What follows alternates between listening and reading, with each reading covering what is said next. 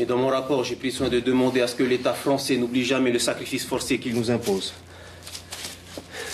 Sacrifice forcé? Titoy! Attends. Allez, lâche-moi!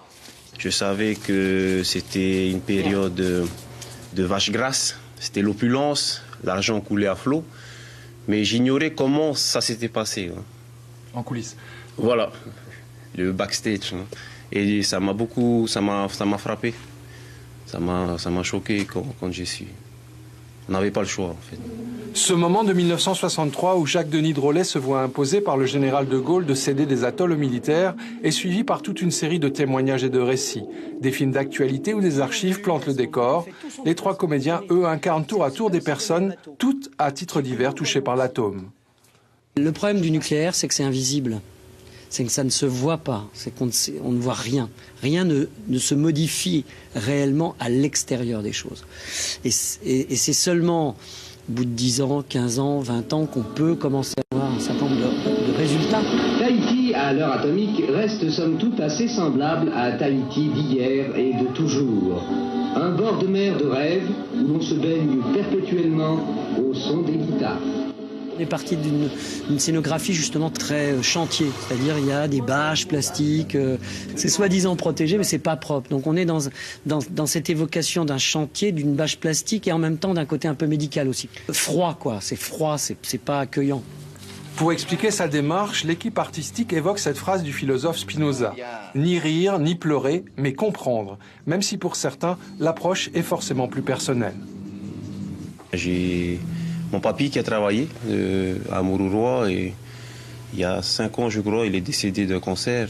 Du coup, j'ai vite accepté et ça m'a plu de travailler sur ce projet.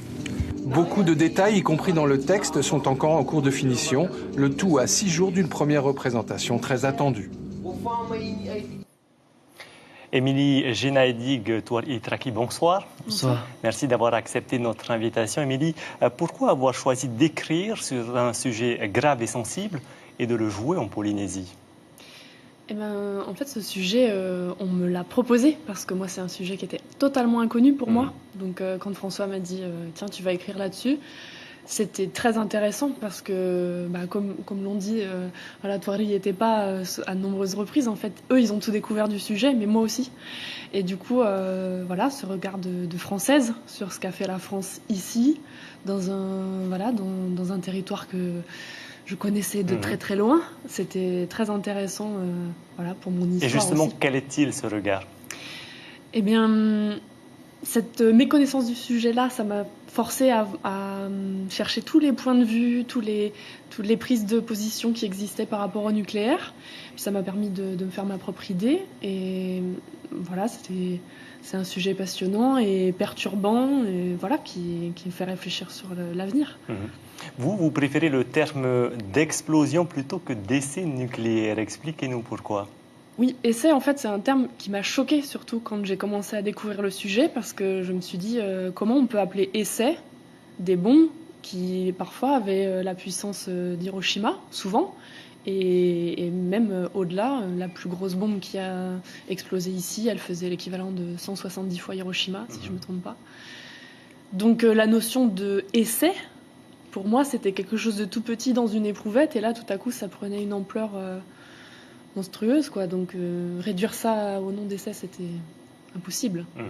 Touari-Traki, avec Guillaume Gay et Teuru Tepa, vous jouez plusieurs rôles. Vous avez accepté facilement d'intégrer cette pièce de théâtre? Eh bien, d'abord, il faut savoir que je n'étais pas le premier choix. Malheureusement, il y a un acteur qui n'a pas pu assurer, et donc on m'a choisi après. Mais oui, j'ai accepté parce que au-delà de la performance technique d'acteur, je pense que artistiquement parlant, c'était vraiment intéressant aussi pour moi d'aborder un sujet comme celui-là qui, je pense, cette année, c'est parfait, ça tombe pile au bon moment, parce que cette année, voilà, on fête les 50 ans des premiers essais, et donc voilà, j'avais envie de vivre cette aventure, et oui, je ne regrette pas du tout, là. Je suis en plein dedans et je Avant vis ça, très bien. vous connaissiez l'histoire des essais nucléaires en Polynésie? Absolument pas. absolument pas. La seule chose que je savais de mon côté, et voilà, c'est marrant aussi qu'on en parle avec Tepa, c'est que mon père aussi, il a travaillé à Moruroa. Et donc, c'était la seule chose que je savais, qu'il avait travaillé pendant cette période d'essai nucléaire. Mais sinon, à part ça, je ne savais absolument rien.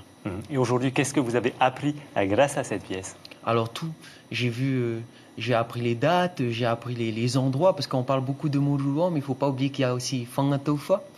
Et puis, toutes les îles aux alentours, il y a Tureia, et puis il y a Ho, toutes ces îles qui sont concernées aussi par ces essais. Mais j'ai appris sur les personnes, sur l'engagement des personnes, leur rôle à cette période, des noms qu'on connaît très bien. Je ne vais pas dévoiler la pièce. Des politiques. Voilà, des politiques, des politiciens, des militaires, d'autres personnalités comme Henri Giraud, qu'on connaît très bien. Et voilà, et quel était leur rôle à cette période. Alors, Émilie, vous avez décidé également d'utiliser des tournures de phrases typiquement tahitiennes. Ça veut dire que cette pièce s'adresse d'abord aux locaux?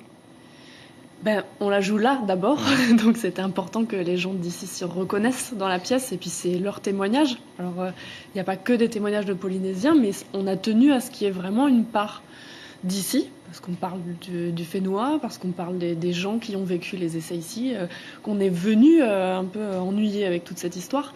Donc c'était très important qu'ils aient une part importante, et c'est aussi pour ça qu'on a voulu intégrer, je dis on parce que c'est vraiment une volonté de toute l'équipe, d'intégrer des Tahitiens, mais aussi le Tahitien, le Réo Tahiti, pour que voilà, les gens qui parlent pas forcément bien français, voilà, on sait que les anciens, il y en a beaucoup qui parlaient peut-être que tahitien. Voilà, je sais pas s'ils iront jusqu'à venir voir la pièce, mais ce serait vraiment génial qu'ils puissent reconnaître leur langue là au milieu de ce projet. Émilie Genadig, Tuar Itraki, merci d'avoir répondu à nos questions. On rappelle brièvement les dates, donc c'est... Oui, alors c'est du 30 septembre au 9 octobre, les vendredis et samedis à 19h30 et le dimanche à 17h. Au Petit Théâtre et également dans les îles, Tuari, c'est ça? Exactement, dans les îles, ça sera à Areatea. C'est jeudi, le 7 octobre, si je me trompe pas. C'est cela. Merci infiniment d'avoir répondu à nos questions ce soir. Merci beaucoup.